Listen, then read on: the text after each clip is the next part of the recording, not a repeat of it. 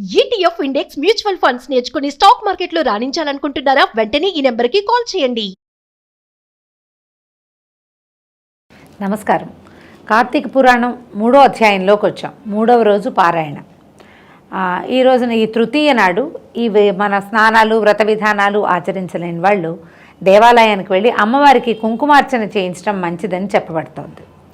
జనక మహారాజుకి మన వశిష్ఠ మహర్షి ఇలా చెప్తున్నారు. కార్తీక మాసం మాసాలన్నిట్లలోకి చాలా గొప్పది. ఈ మాసంలో శాస్త్రం చేయమని చెప్పినటువంటి స్నానదాన ఉపవాస వ్రతాదుల్ని చేయని వారు అనేక నీచమైన జన్మల్ని ఎత్తుతారు. కనీసం కార్తీక పౌర్ణమి నాడైనా స్నానదాన జపాదులను చేయటం ముక్తిప్రదం. ఈ విషయాన్ని తెలియజేసే కథ ఒకటి చెప్తాను, సావధానంగా వినమంటున్నారు.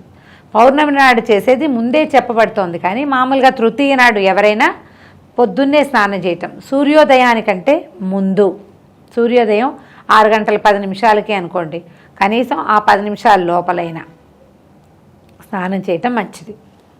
ఓ రాజర్షి, పూర్వం తత్వనిష్ఠుడనే సద్ధర్మ ఆచారపరాయణుడు ఒక ఆయన ఉండేవాడు. ఆయన తీర్థయాత్రలు చేయాలనే కోరికతో బయలుదేరి సమస్త తీర్థాల్లోనూ స్నాన సంధ్యావందనాది విధులను ఆచరించాడు. ఈ తీర్థాలు వాటికి వెళ్ళటం అంటే ఇదివరకు నడిచి వెళ్ళవలసే వచ్చేది, కాలినడకనే వెళ్ళేవాళ్ళు. ఎవరైనా సంచారం పోతున్న వాళ్ళతో కలిసి వెళ్తే కనుక ఈ మత్స్యదారుల్లో ఇబ్బంది లేకుండా ఏ ఊరు నుంచి ఏ ఊరికి ఎలా చేరాలి, మధ్యలో ఏ ఏ దేవాలయాలు ఉన్నాయి, ఇలాంటివి కనుక్కునేవాళ్ళం. ఇప్పట్లాగా యాత్రా గైడ్స్ అవి అప్పుడెక్కడున్నాయి, అలాంటివి లేవు. కానీ కార్తీక మాసం అంతా కూడా తీర్థయాత్రలు చేసే విధానం మన ఒక 50-70 సంవత్సరాల క్రితం కూడా ఉన్నది మన దగ్గర.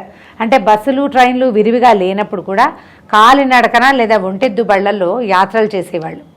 ఇంకా నిద్రించడము, మళ్ళీ మర్నాడు ఏదో ఒక దేవాలయ సందర్శనార్థం బయలుదేరటం, రోజుకొక దేవాలయాన్ని చూడడం కూడా పూర్వకాలం ఉండేది. మధ్యదారిలో ఎక్కడైనా నదీ పరివాహక ప్రాంతాలు ఉంటే, నది ఈ ఊర్లో ఉన్న ఒక చోట ఉన్న నదికి ఒక పేరు ఉంటుంది, అదే నది ఇంకొక ఊర్లో ఉంటే ఆ ప్రాంతాన్ని బట్టి నది పేరు మారిపోతుంది కదా. ఇట్లా వేరువేరు నదుల్లో స్నానం చేసే ఫలితం లభించేది. ఇవి ఏవి నదులు గనక లేకపోతే ఈ ఊరి నూతిలో ఇవాళ వచ్చి పక్క ఊరి నూతిలో 2వ రోజు అలాగైనా స్నానం చేసేవాళ్ళు. ఒకే ఊర్లో 2 స్నానాలు ఉండేవి కదా, అంటే 2 రోజుల స్నానాలు చేసేవాళ్ళు కాదనమాట. ఆ రకంగా చేసుకునేవాళ్ళు. ఇప్పుడు మనం కూడా ఏదైనా ప్రయత్నం చేస్తే పంచారామాలు రోజుకొకటి వెళ్తాం, అట్లా ఏదైనా పెట్టుకుని చూడొచ్చు అవకాశం కనుక లభిస్తే. అయితే ఈయన ఏం చేశాడు, తత్వనిష్ఠుడు, అలా బయలుదేరి సమస్త తీర్థాల్లోనూ చేస్తున్నాడు. దేవాలయానికి సంబంధించిన తీర్థం ఒకటి ఖచ్చితంగా ఉంటుంది ప్రతి ఊళ్ళోనూ. అలా వెళ్ళేవాడనమాట. ఈ వెళ్తున్న సమయంలో ఏమైంది, గోదావరి నదీ తీరానికి చేరుకున్నాడు. ఆ తీర ప్రాంతంలో ఉన్న ఎత్తైన మర్రి చెట్టు కొమ్మల్లో నివసిస్తున్నటువంటి 3 బ్రహ్మరాక్షసులు ఈ తత్వనిష్ఠుడిని చూశారు. చూసి నల్లని శరీరాలతోటి నిప్పుకణాల్లాగా మండుతున్న కళ్ళతో, పదునైన గోళ్ళు, పొడవైన కూరలు, నిక్కపొడుచుకున్నటువంటి వెంట్రుకలతోటి మహాభయంకరంగా ఉన్న ఆ 3 బ్రహ్మరాక్షసులు తన వైపుకే రావడం చూసి తత్వనిష్ఠుడు భయంతో ఉనికిపోయాడు. ఎవరికైనా భయం వేస్తుంది, పైగా నదీ ప్రాంతాల్లో ఎవరూ లేరు కూడా. దిక్కుతోచని తత్వనిష్ఠుడు శ్రీమన్నారాయణ్ణి తలుచుకున్నాడు. ఆర్తితో నిన్ను ప్రార్థించిన గజేంద్రుణ్ణి, ద్రౌపదిని, ప్రహ్లాదుణ్ణి కాపాడినటువంటి దయాసముద్రుడివైన నిన్నే శరణు వేడుతున్నాను, నన్ను కాపాడి రక్షించు దామోదర అని గొంతెత్తి ప్రార్థిస్తూ మొరపెట్టుకుంటున్నాడు. తత్వనిష్ఠుడు చేస్తున్నటువంటి హరినామస్మరణ విన్న బ్రహ్మరాక్షసులు అతని మీదకి పరుగులు పెట్టడం మానేశారు. కానీ అతన్ని ఫాలో చేయటం మానలా, ఆయన్నే అనుసరిస్తున్నారు. ముందు తినడానికి విరుచుకు తినేందుకు బయలుదేరారు. ఆయన ఎప్పుడైతే హరినామస్మరణ చేయటం మొదలుపెట్టాడో ఈ స్వరం ఉంది కదా, స్తోత్రాలు, ఆ స్తోత్రాలు వినేసరికల్లా రాక్షసులు ఆగిపోయారు. ఇప్పుడు కూడా ఒంటరిగా ప్రయాణాలు చేసేటప్పుడు ఏదైనా స్తోత్రపాఠం చదువుకోవటం చాలా మంచిదని చెప్తారండి. మనకేంటంటే నెగిటివ్ ఎనర్జీస్ కానీ ఫోర్సెస్ కానీ ఏమైనా ఉంటే అవి మన మీద పడవు. మనం ఈ స్తోత్రం చదివేటువంటి పాజిటివ్ ఎనర్జీ అండ్ పాజిటివ్ వాటి వైబ్రేషన్స్ వల్ల ఈ చుట్టూతా ఉండేటువంటి మనకి గాలిలో కనపడని శక్తులు మన మీదకి రావని చెప్తారు. అందుకే సంస్కృత శ్లోకాలు నేర్చుకోవాలి, మంచి శ్లోకాలు స్తోత్రాలు నేర్చుకోండి, తప్పులు లేకుండా చేయడానికి ప్రయత్నం చేయండి. అయితే ఇది వినేసరికి ఆగిపోయారు 3. ఆగి ఆలోచించడం మొదలెట్టారు. వాళ్ళకి ఏదో జ్ఞానోదయం అయింది. మనం ఇతను తినడానికి వెళ్తున్నాము, తినడం కాదు, ఇతను చదువుతున్న స్తోత్రంలో ఏదో శక్తి మనసుకు ఒక ఆహ్లాదాన్ని సంతోషాన్ని కలగజేస్తోంది. అప్పటి వరకు తాము చేసిన చెడ్డ పనులను తలుచుకుని దుఃఖిస్తూ తత్వనిష్ఠుడితోటి వెనకాల నుంచి అరుస్తున్నారనమాట. ఓ మహానుభావ, నిన్ను చూడడం వల్ల, నువ్వు చేసిన హరినామస్మరణ వినడం వల్ల మా పాపాలన్నీ హరించుకుపోయి మాకు కనువిప్పు కలిగింది. మేము నీకు ఏ విధమైన అపకారము చేయము. ఇప్పటి వరకు ఎంతోమందిని, బ్రాహ్మలని, వైష్ణవులని, శూద్రులని, ప్రతి వాళ్ళని, మనిషి అన్నవాడు కనపడితే చాలు వాడి జాతి నియమం లేకుండా విరుచుకు తిన్నాం. ఎన్నో జంతువుల్ని పొట్టను పెట్టుకున్నాం. కానీ ఎవడూ కూడా ఇలా హరినామస్మరణ చేలా భయపడి మమ్మల్ని ప్రాధేయపడేవాళ్ళు కానీ ఏ ఒక్కడైనా హరినామస్మరణ చేస్తుంటే మాకు ఏనాడో జ్ఞానం వచ్చేది, ఏనాడో ఈ జన్మల నుంచి మాకు విముక్తి లభించేది నాయన. మా అదృష్టం కొద్దీ ఈ రోజున నువ్వు మాకు కనిపించావు. కాబట్టి హరినామస్మరణ చేస్తున్నా నువ్వే మాకు శరణ్యము అని చెప్పి ఆయన కాళ్ళ మీద పడ్డారు. వెనకాల నుంచి అరుచుకుంటూ వచ్చి కాళ్ళ మీద పడ్డారు. భయపెట్టడం మానేశారనమాట. బ్రహ్మరాక్షసులు అన్న మాటలు విన్నాక తత్వనిష్ఠుడు కొంచెం తేరుకుని స్థిమితపడ్డాడు. వాళ్ళతో మీరెవరు, మీ మాటలు వింటుంటే మీరు చాలా మంచివాళ్ళు, బుద్ధిమంతులుగా తోస్తున్నారు. ఆకారాలు వికారంగా భయంకరంగా ఉన్నాయి కానీ మాటలు సాత్వికంగా వినపడుతున్నాయి. మీకు సంబంధించిన వివరాలు చెప్పమన్నారట. అప్పుడు ముగ్గురులో ఒకడు తత్వనిష్ఠుడికి ఇట్లా చెప్పాడు. పూజనీయుడా, నేను ద్రావిడ దేశపు బ్రాహ్మణుణ్ణి. పండితుడైన గర్వంతో యుక్తాయుక్త విచక్షణను కోల్పోయి అందరినీ అవమానించేవాణ్ణి. దౌర్జన్యంగా ధన కనక వస్తువాహనాలని అపహరిస్తూ దుర్వ్యసనాలకి అలవాటు పడి భార్యాబిడ్డలను, ప్రజలను కూడా చాలా బాధించేవాణ్ణి. ఒక రోజున ఒక విప్రుడు పట్టణానికి వెళ్తూ కార్తీక దామోదరుని పూజకి అవసరమైన వస్తువులను కొని తన గ్రామానికి తిరిగి వెళ్తూ మా ఇంట్లో బస చేశాడు. నేను అతన్ని అనేక విధాలుగా నిందించి అతని వద్దనున్న సంభారాలన్నీ తీసుకున్నది చాలక తరిమేశాను. ఆ విప్రుడు నన్ను కోపగించుకుని, ఓరి దుర్మార్గుడా, చెడ్డగా బతకటమే నిత్యమైనదని సత్యమైనదని ప్రవర్తిస్తూ పూజా సంభారాలను కూడా ఆలోచించకుండా నన్ను కొట్టి హింసించి వాటిని సంగ్రహించావు. అంటే పూజా సంభారాలని దొంగతనం చేయకూడదు, సంగ్రహించావు. నువ్వు చేసిన ఈ దుర్మార్గానికి నువ్వు బ్రహ్మరాక్షసుడివై పడుండమని నన్ను శపించాడు. పూజా సామగ్రిని దొంగిలించడం వల్ల నాకు బ్రహ్మరాక్షసత్వం వచ్చింది. విప్రుడి పాదాల మీద పడి విమోచనం కోసం చాలా ప్రార్థించాను. గోదావరి తీరాన మర్రి చెట్టు కొమ్మల్ని పట్టుకుని ఉన్న నిన్ను ఒక విప్రుడు అనుగ్రహించి ఉద్ధరిస్తాడని శాప విమోచనం చెప్పాడు. అతను చెప్పిన మహనీయుడివి నువ్వే కనుక నన్ను అనుగ్రహించి నాకు శాపభారం నుంచి నన్ను విముక్తుని చెయ్యని తత్వనిష్ఠుడి పాదాలు పట్టుకున్నాడు. దొంగతనం చేయటం ఒక నేరమైతే దైవ సంబంధమైన వస్తు సముదాయాన్ని దొంగిలించడం వల్ల ఇలాంటి పరిస్థితి వస్తుంది. బ్రహ్మరాక్షసులు అయిపోతారు. బ్రహ్మరాక్షసుడు అయితే ఏమవుతుంది? ఏమీ అవదు. వీడు రాక్షసుడయ్యి ఇంకా కొంచెం తత్వ విచారణ లేక ప్రతి ప్రాణిని విరుచుకుని తింటాడు. ఉచ్చనీచాలు ఉండవు. తమ సొంత సంతానాన్ని కూడా విరుచుకు తిన్న బ్రహ్మరాక్షసుల కథలు చెప్పబడతాయి పురాణాల్లో. దానివల్ల వాడి పాపం ఇంకా పెరుగుతుంది. జన్మజన్మలు అనుభవించి తీరవలసిందే ఆ కష్టాన్ని. అందుకని దైవద్రవ్యాన్ని పొరపాటును కూడా అపహరించకూడదు. ఇంతలో రెండో బ్రహ్మరాక్షసుడు తత్వనిష్ఠుడి దగ్గరకు వచ్చి, మహానుభావ, నేను కూడా ద్రవిడ దేశస్తున్నే, మందరం అనే గ్రామంలో ఉన్నాను. నేను ఆ గ్రామాధికారిని. అయితే చమత్కారపూరితమైన మాటలు మాట్లాడడంలో నేర్పు కలిగిన నేను అనేక మందిని మోసం చేసి వారి యొక్క ధనాన్ని, దొంగలను తీసుకునేవాడిని. అంటే గ్రామాధికారి అయ్యేసరికల్లా చుట్టుపక్కల ప్రాంతవాసులు తమ పొలాలకి కాగితాలు రాసి పెట్టమని అవి వస్తే పొలాలు మింగేసేవాడు. తర్వాత వస్తువులు తాకట్టు పెట్టుకుని డబ్బులు ఇచ్చి ఆ తాకట్టు పెట్టిన వస్తువుని సొంతం చేసేసుకునేవాడు. ఇలాంటి వాళ్ళు మనకి ఇప్పుడు కూడా కనిపిస్తారు చూడండి.